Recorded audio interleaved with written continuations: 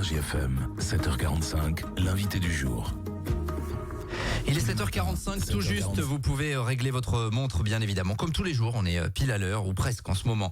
On va parler don du sang dans les 10 minutes qui viennent parce que évidemment on le sait, la période n'est pas forcément propice à l'approche des fêtes pour le don du sang, d'où l'appel de l'établissement français du sang à se mobiliser. Il va y avoir des collectes dans le secteur, je veux en profiter le temps que nous nous calions avec notre invité Philippe Tabourneau, le responsable du site transfusionnel de Moulins qui va être avec nous d'ici quelques petites secondes parce qu'il y a des collectes, je le disais dans le journal il y a quelques minutes, Montluçon Parc des Expositions, 15h30, 19h tout à l'heure. Il y aura également une collecte à Villefranche-d'Allier à la salle de l'Europe de 16 à 19h ce jeudi. Et puis également entre les fêtes, la mobilisation ne s'arrête pas.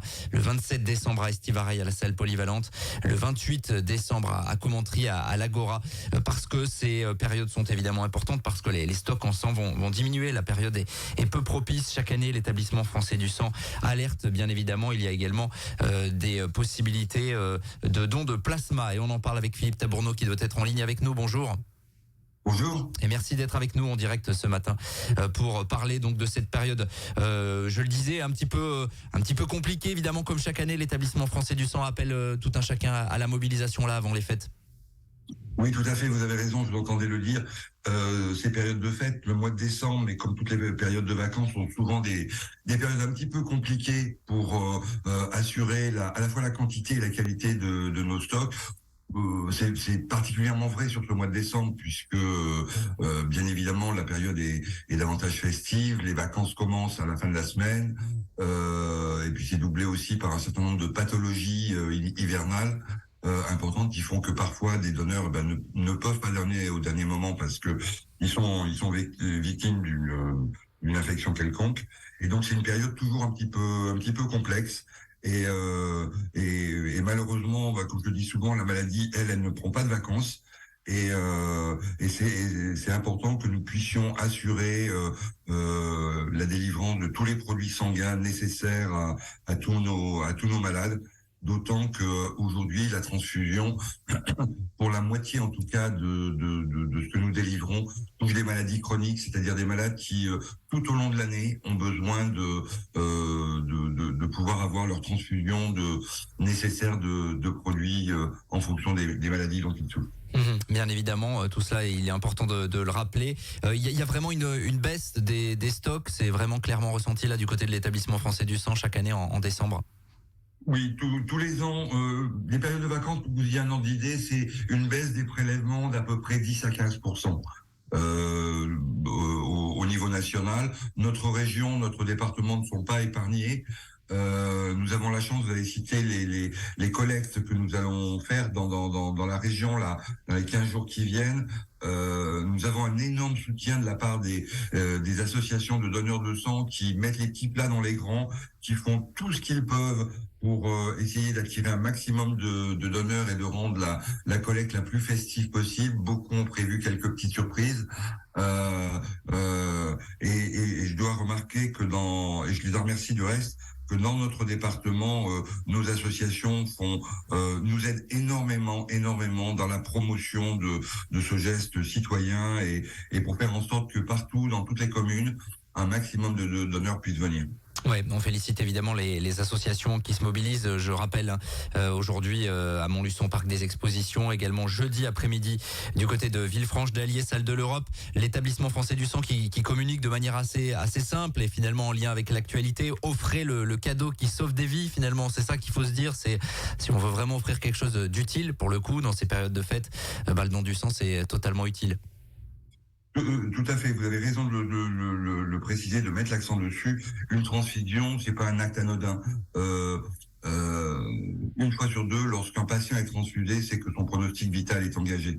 L'urgence est vraiment là, le besoin est vraiment là, et une absence de transfusion conduirait, heureusement ça ne nous arrive pas, on est bien transfusé en France, mais conduirait à une diminution, une perte de notre quantité ou de notre qualité de vie, bien évidemment. Alors vous évoquiez tout à l'heure les difficultés liées finalement au virus de l'hiver qui sont là, on en a parlé sur cette antenne la semaine dernière avec l'agence régionale de santé. Quelle est la conduite à tenir d'ailleurs? Je me sens pas bien, j'ai un petit peu de fièvre, je suis un habituel donneur, j'y vais pas concrètement? Alors, pour donner son sang, globalement, il faut être en bonne santé. Si on souffre alors si on a un simple rhume, etc., il y a aucun souci. Il faut toujours qu'on ait présent en tête que les personnes que nous transfusons sont des malades. Donc, il convient que nous ne leur communiquions aucun agent pathogène grave ou sérieux. Par exemple, lorsque nos médecins prononcent l'éligibilité ou non d'un donneur, l'inéligibilité, elle est toujours fondée sur un principe très simple, deux conditions.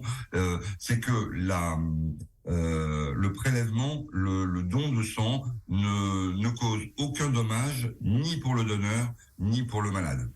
Donc, pour répondre clairement à votre question, si jamais, c'est difficile d'évoquer tous les cas comme ça en quelques minutes à la radio, mais si jamais un donneur a un souci, qu'il n'hésite pas à nous appeler.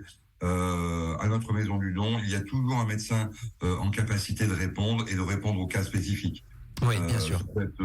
Ça peut être son état général, ça peut être la prise d'un médicament qui pose souci, qui fasse qu'on s'en interroge en se disant est-ce que je peux donner alors que je suis tel ou tel traitement. Les cas sont tellement multiples que c'est compliqué de les énumérer tous. Oui, bien sûr, n'hésitez pas. Et puis il y a de toute façon un entretien avec un médecin avant chaque don qui lui est capable d'évaluer la situation, bien sûr. Il y a évidemment pour les personnes qui n'osent pas encore franchir le pas cette petite crainte parfois de la piqûre ou de la réaction après s'être fait prélever du sang. Dans l'immense majorité des cas, évidemment, il faut rassurer, se dire que tout se passe très très bien. Tout se passe très très bien, donc très difficile également de parler de la douleur. La douleur, c'est notre rapport à la douleur, il nous est excessivement propre et personnel.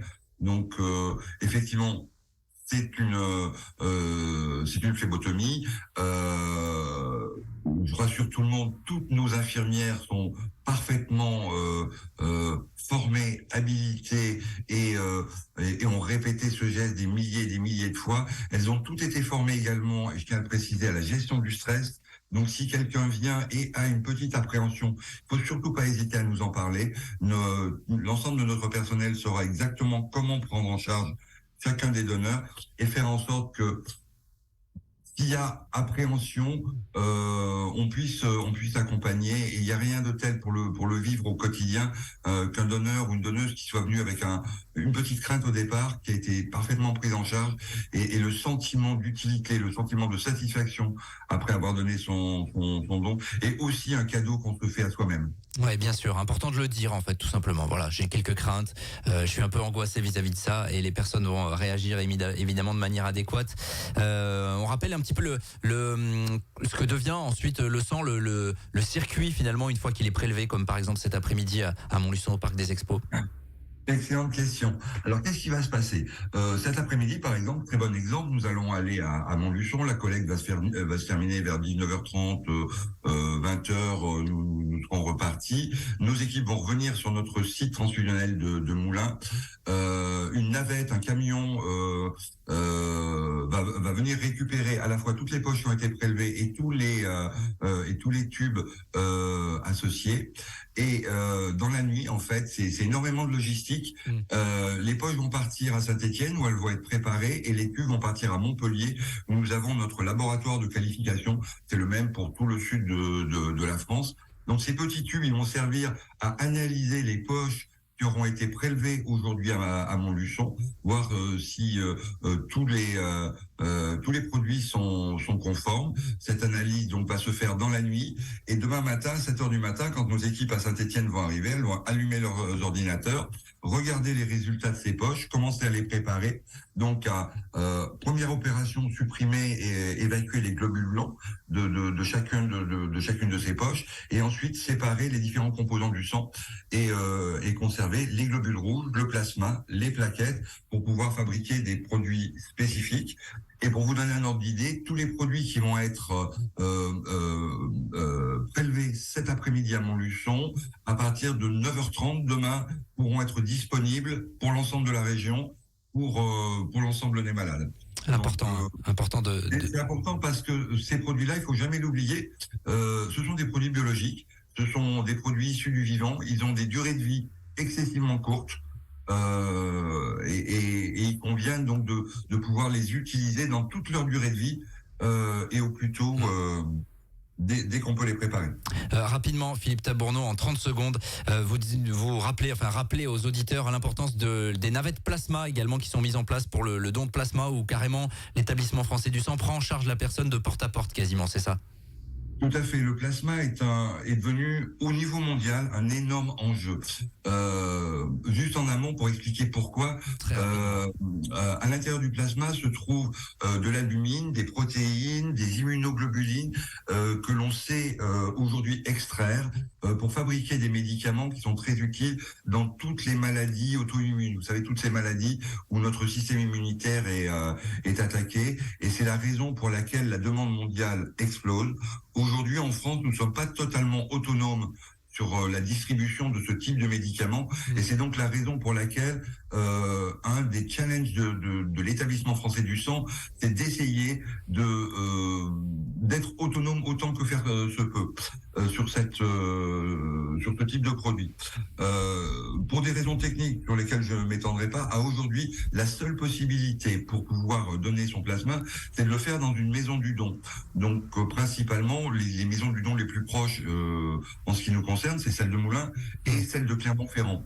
Et donc nous invitons tous les donneurs qui le souhaitent, ça se fait généralement lors des collectes de sang, à se proposer à venir donner leur plasma. Nous allons les chercher directement là où ils habitent. Nous organisons des navettes donc par commune.